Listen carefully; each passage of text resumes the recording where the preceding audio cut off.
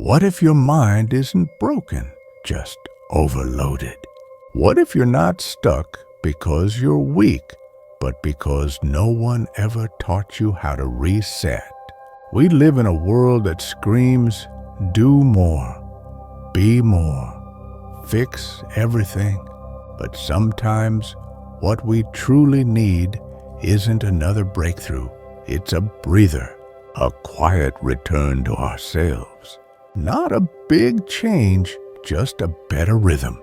So, if your thoughts have been racing, if your emotions feel like they're shouting over each other, if you wake up already tired and go to bed feeling like you missed something important, this video is for you.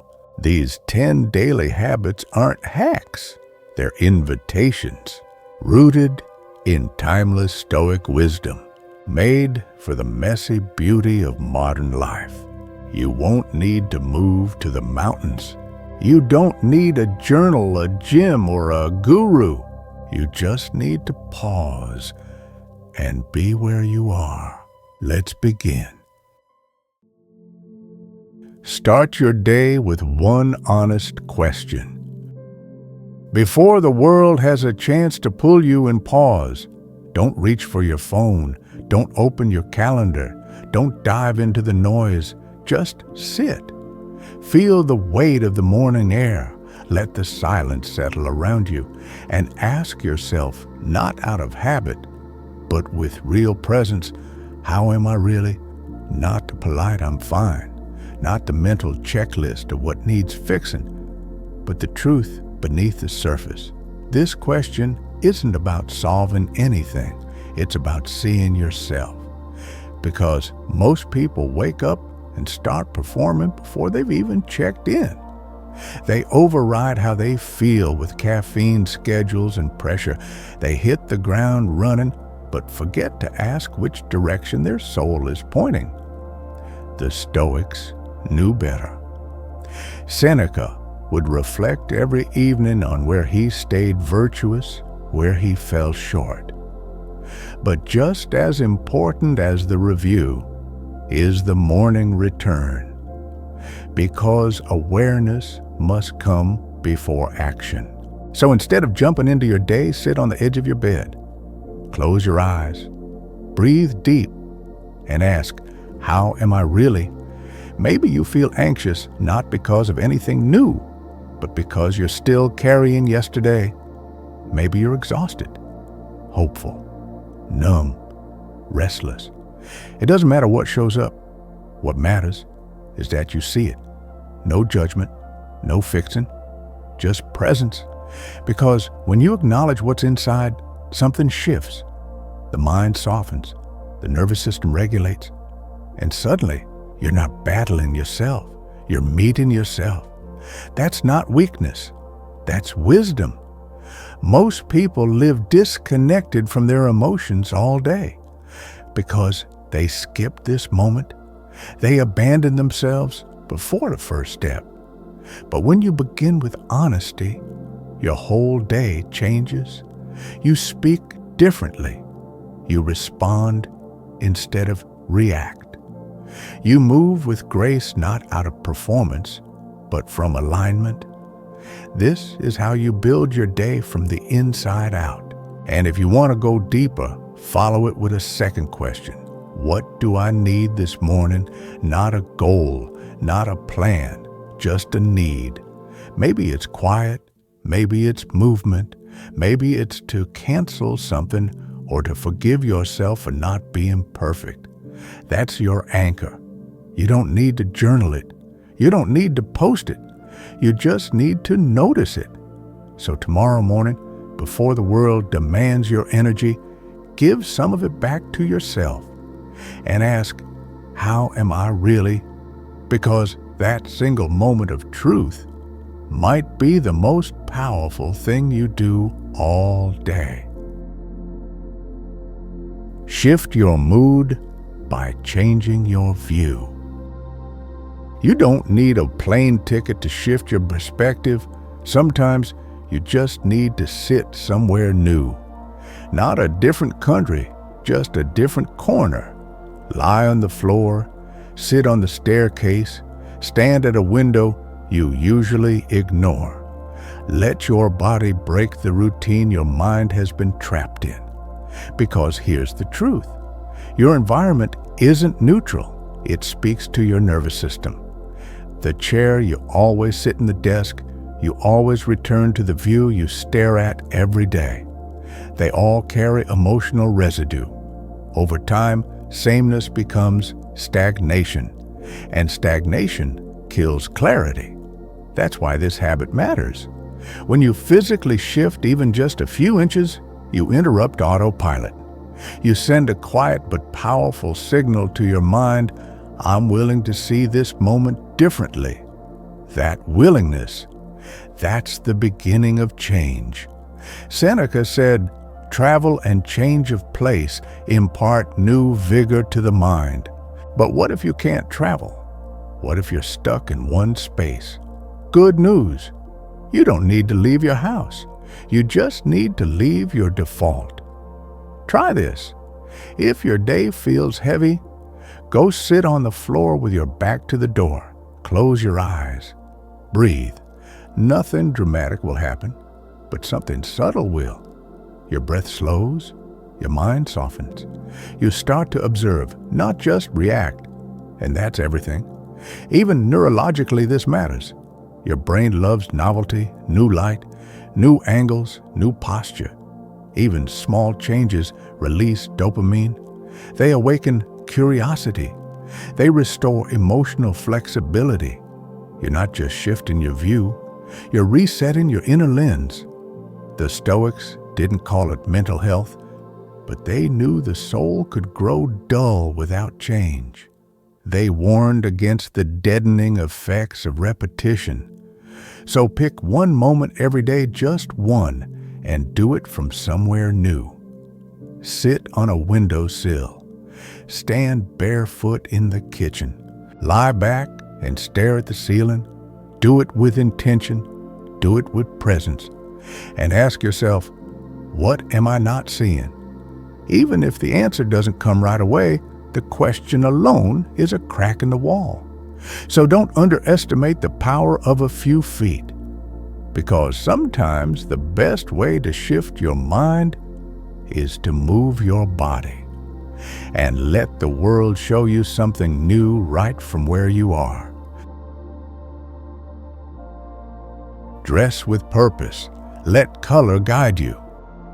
Most of us get dressed without thinking. We grab what's clean, what's comfortable, what's familiar. But what if getting dressed wasn't just a habit?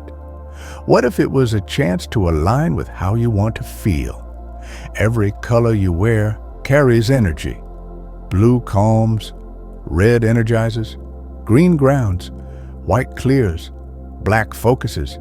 You don't have to believe in color psychology, just pay attention. Notice how you feel in that soft gray hoodie, that bold yellow shirt, that deep navy sweater. This isn't about fashion. It's not about impressing anyone. It's about intention. It's about pausing in the morning and asking, how do I want to show up today? Do you need steadiness, courage, softness? Then choose the color that reflects that inner need and wear it on purpose. You see, most people start their day reacting, but when you dress with awareness, you take back a little control. You say, I'm not just going through the motions, I'm creating my energy. Marcus Aurelius wrote, the soul becomes dyed with the color of its thoughts. But maybe, just maybe, your thoughts can also be dyed with the color of your clothes. The Stoics valued simplicity, yes, but not mindlessness. They believed in living with awareness even in the smallest acts. So think of this as a quiet ritual, a way to check in before the day begins. You don't need a new wardrobe, you just need to choose with care. Today, maybe you wear green because you want to feel steady, or white because you need clarity, or black because you're focused and unshakable. Nobody else needs to know why. But you'll know, And that self-awareness, that alignment, creates emotional stability. So tomorrow morning, before you throw on the usual pause, ask yourself, what energy do I want to carry into this day, and then wear it? Not for them, not for show, for you. Because the way you dress your body can quietly shape the way you carry your soul. Simplify mornings. Cut the noise. Keep the clarity. Ever notice how some days feel off before they've even begun? It's not always about what you didn't do. Sometimes it's about what you did too much of, too early. Tiny choices. What should I wear? What should I eat? Should I check my phone? What's urgent? What can wait? Individually, they seem harmless, but together, they create noise. Mental clutter that drains you before your feet even hit the floor. That's decision fatigue, and it's real. Your brain has a limited supply of clarity each day. Why burn it on socks and cereal? Instead, design your peace in advance. Lay out your clothes the night before. Prep your breakfast. Silence your phone. Write down the 3 things that truly matter tomorrow. So when you wake up, there's no scramble, no guesswork, just space, stillness, direction. The Stoics were relentless about preparation, not out of control, but out of wisdom. Marcus Aurelius began each morning anticipating the challenges he might face, not to fear them, but to meet them fully awake. When you reduce the friction at the start of your day, you move from reactivity to readiness. You send a message to your mind, I'm not waking up to survive the chaos, I'm waking up to lead through it. This isn't about having the perfect morning routine, it's about removing the decisions that don't matter so you have the energy for what does. And here's the beauty. When your morning begins with clarity, your body relaxes. Cortisol drops. Dopamine rises not from stimulation, but from stability. You feel calm, grounded, present, and that energy ripples through your entire day. So tonight, ask yourself, what choices can I remove from tomorrow morning? Maybe it's your outfit, your breakfast, your phone notifications, your to-do list. Remove the noise. Clear the path. Because the first hour of your day should belong to you, not to the chaos you didn't see coming. Before we jump into Habits 5, take a moment to do me a small favor. Hit like, subscribe, and share this message. Your simple action can help more people who are struggling with this issue find the content they need. Thank you for being a part of this. Wake up your mind with one awkward habit. Try brushing your teeth with your non-dominant hand, or stir your coffee. Open a door, turn on a light switch. Feels weird, right? Exactly.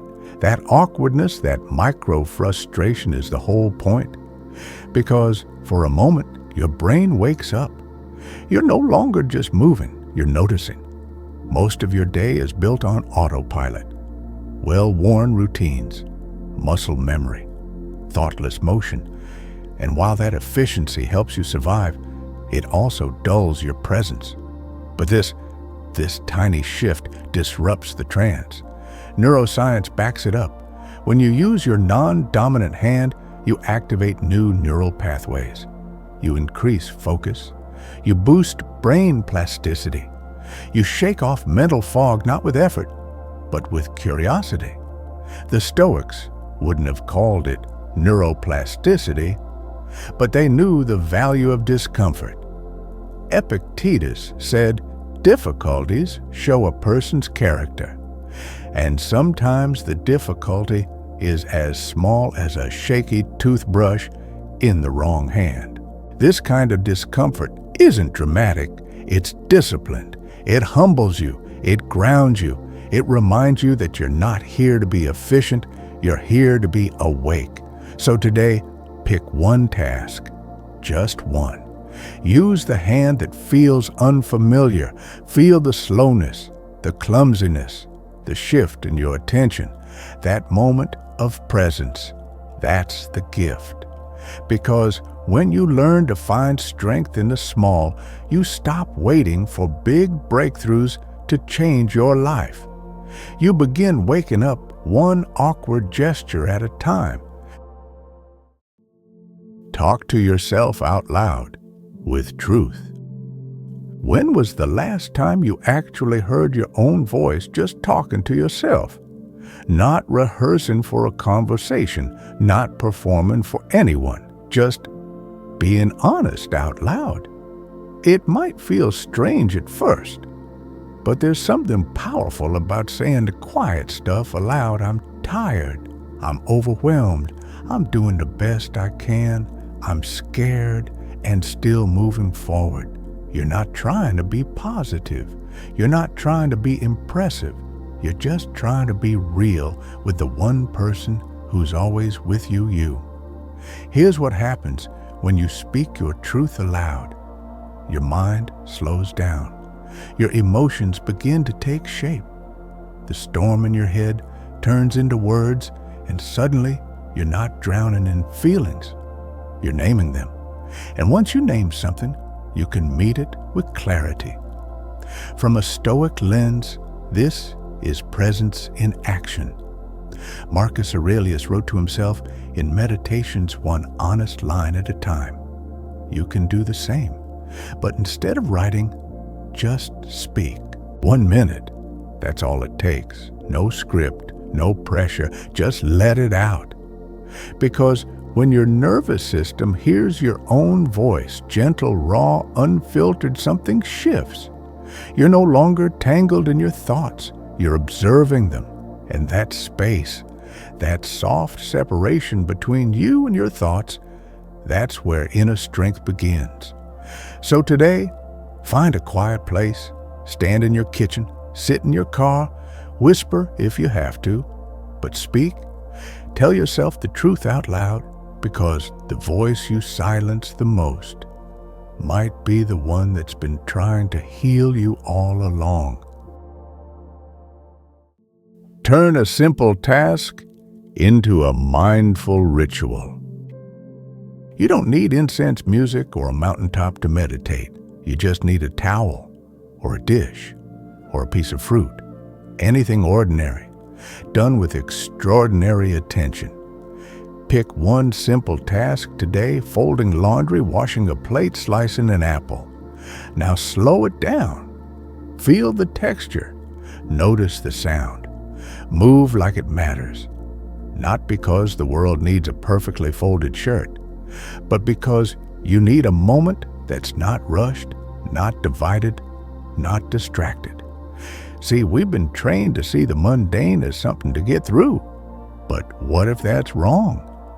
What if these small tasks are actually sacred, not because of the action itself, but because of how fully you show up to it? The Stoics didn't preach about peace. They practiced it in the way they walked, spoke, ate, and lived. Epictetus said, "Don't explain your philosophy, embody it." So this quiet, focused act is your philosophy in motion.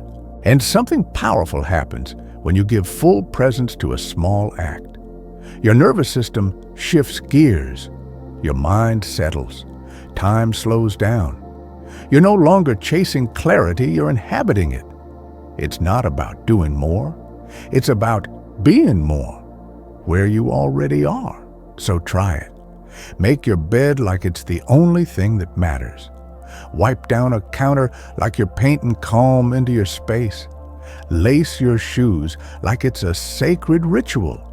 Because when you meet the moment with your whole self, you stop treating life like a checklist and start treating it like a ceremony, Let this be your quiet rebellion against the rush, a return to something ancient, something grounding.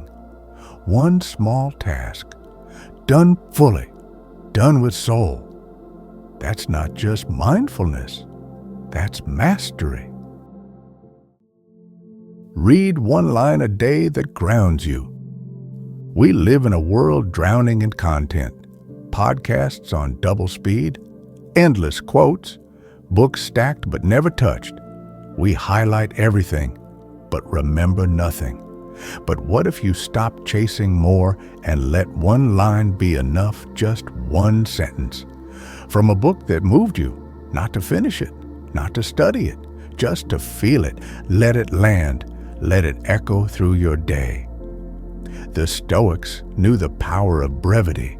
Marcus Aurelius didn't write chapters. He wrote fragments, short reflections that still break us open 2,000 years later. You don't have to turn this into something. It doesn't have to upset you. That's a line. And if you carry it, really carry it, it could change the way you handle your next challenge. Because wisdom doesn't require paragraphs. It just needs to stick. When you find the right line, it's like carrying a compass in your pocket.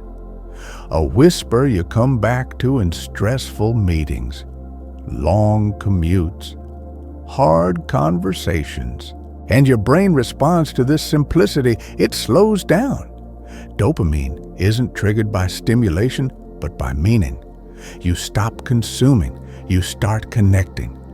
So tomorrow, don't scroll for inspiration. Don't search for the next big insight. Open that book you love.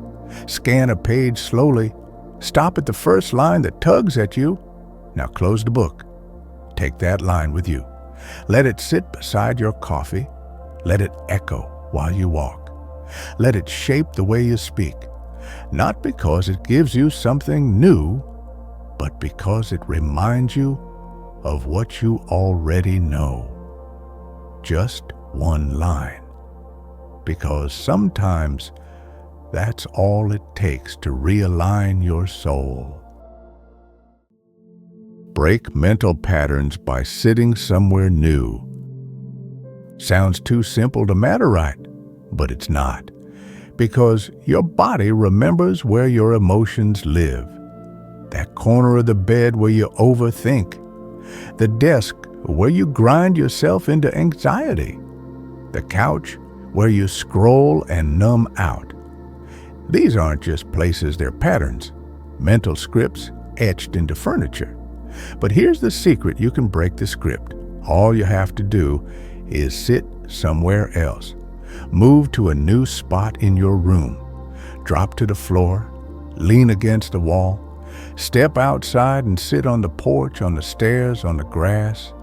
You don't need a reason. You need a reset.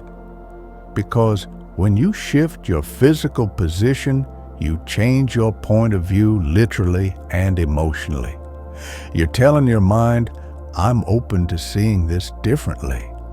The Stoics understood this well. They believed perception, not circumstance, shapes experience. And sometimes the fastest way to shift perception is to shift your seat. So tonight, instead of collapsing into the same old spot, sit somewhere new. No phone, no agenda, just stillness. Notice what changes in your breath, in your thoughts, in the story you're telling yourself. Maybe nothing grand happens. That's okay. The power isn't in the moment itself. It's in the choice to break your own pattern. Over time, you'll start to notice certain places carry energy.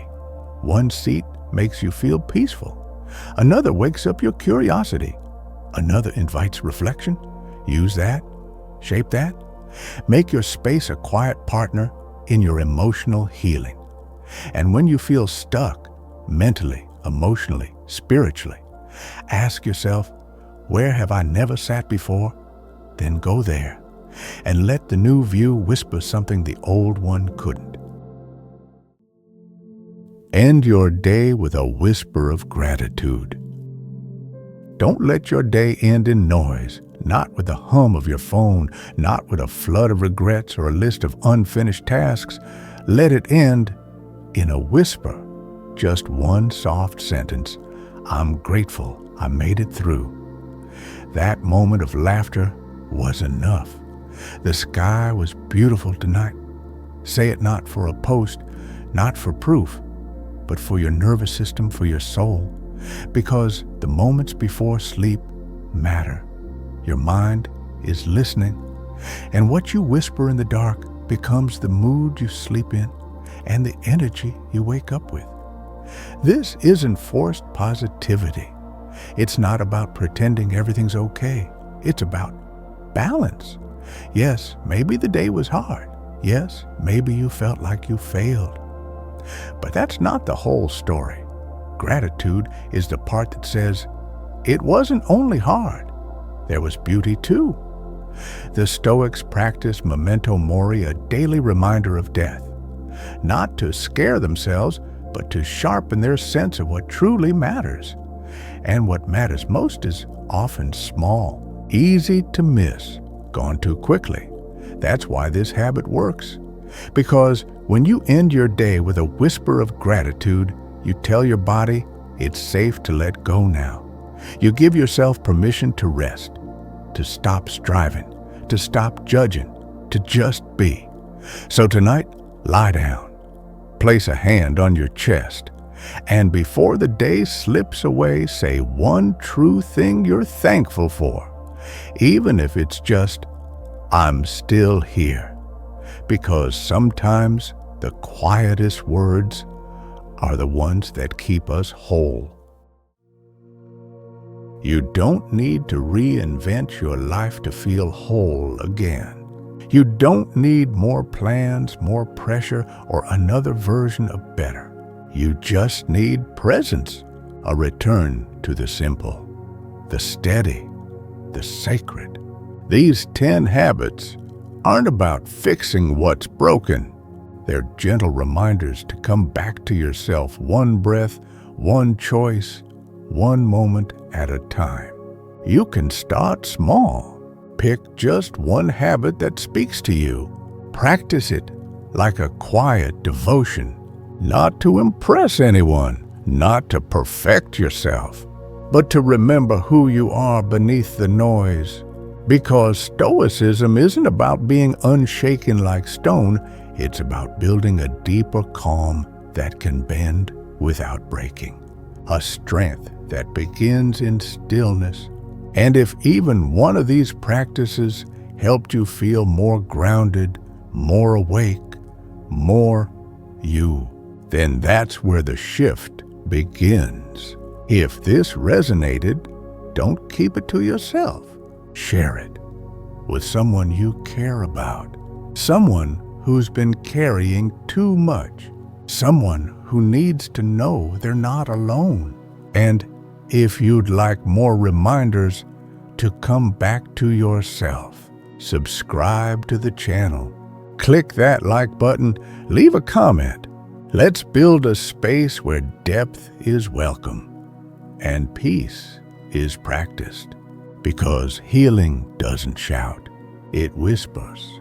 And sometimes all it takes to hear it is to slow down and listen.